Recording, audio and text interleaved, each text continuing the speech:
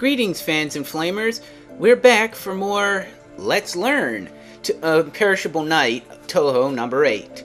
For this, we're going to be using the practice mode for the normal level, using the illusionary border team, also known as Reimu's team. Why? Because she's the most balanced and the easiest to show exactly how this works. Yes, we're going to be using stage 1 for most of this, so let's begin.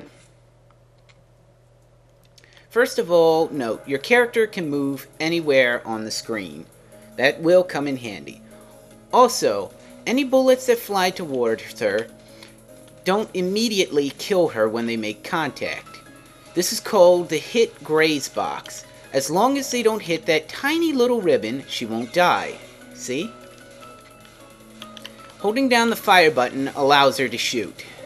Pretty simple. You don't need rapid fire in this game, as the game auto-fires for you. As you destroy enemies, they'll drop various power-ups. Those small P icons stand for power. As you collect more of them, your shots become more dangerous, sometimes gaining a wider spread, sometimes being just generally more powerful, and sometimes just becoming larger in general. So grab whatever P icons you can. The small ones are worth 1 point. If you can find a large P icon, however, that's worth 8 power points. Those blue square icons are called point items and will lead towards an extra life. See that point meter on the right side? When you collect enough square point icons, you gain an extra life. Also, the higher up you are on the screen, the more points you get for collecting said point items. You might have noticed some blue circles also being dropped. These are basically point bonuses and are worth only points. They don't count towards an extra life. Another thing your character can do is focus. By holding down the slow button, you gain a shot that is generally more powerful than your original. Also, while this is active, you move a lot slower. This can make it easier to dodge shot patterns. You'll note that some enemies have these glowing orb things that block shots, but that's not all. When you kill an enemy that releases said glowing spheres, if you kill them while these glowing spheres are released, you'll note that they explode into something and cause that time meter to go up.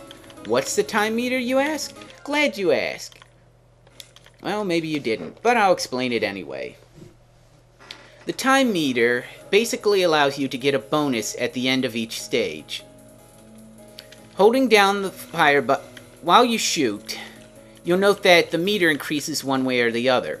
It increases towards the negative side while you're shooting normally, and it increases towards the positive side while you're shooting in focused mode. So, what exactly does this mean? Well, if you graze bullets as explained before, while you're in focused mode, and it's above 100% or it's above 80%, you gain time orbs for grazing. If, however, you destroy enemies while you're in normal mode and it's above negative 80%, or at least hit enemies while it's above or below negative 80%, you get time points for every shot that lands. This is why it's generally a good idea to go through most stages in normal mode, and then while fighting bosses where there's a lot of bullets in focused mode.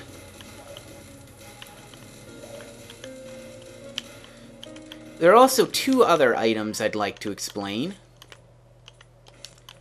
if I may. But while we're doing that, let's go to stage 2 for the best way to explain. Your character also has bombs or spells at their disposal.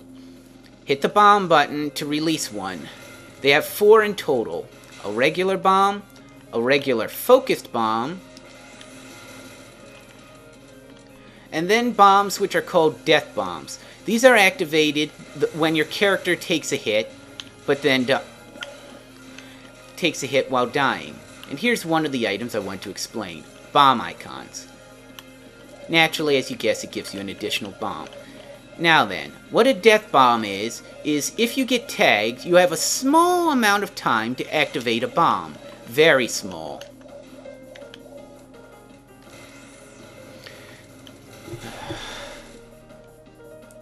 I'll get this right, don't worry. You'll see a small glowy circle. That just is basically your bomb time.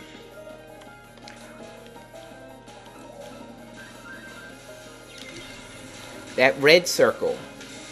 It automatically sends your bar to one side or the other depending on the type of bomb used.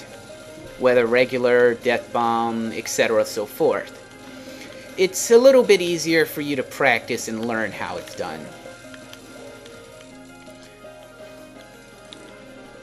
In either case, these bombs do a phenomenal amount of damage. Normal bombs generally are the better ones to cause damage to whatever enemies are in front of you. Meanwhile, focused bombs are better for getting rid of bullets.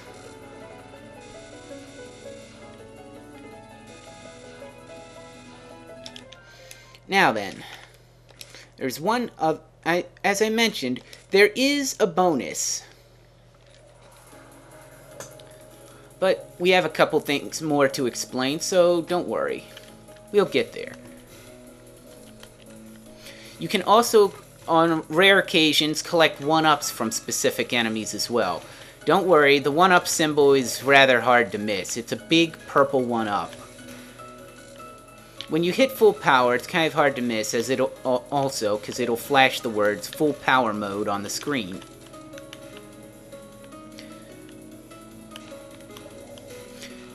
Now, these familiars, yes, they block shots, but if you attack them while in focused mode, you'll notice that your shots go right through them. This can make it a little bit easier to destroy the familiar's owner first, and then go straight to the heart of the matter.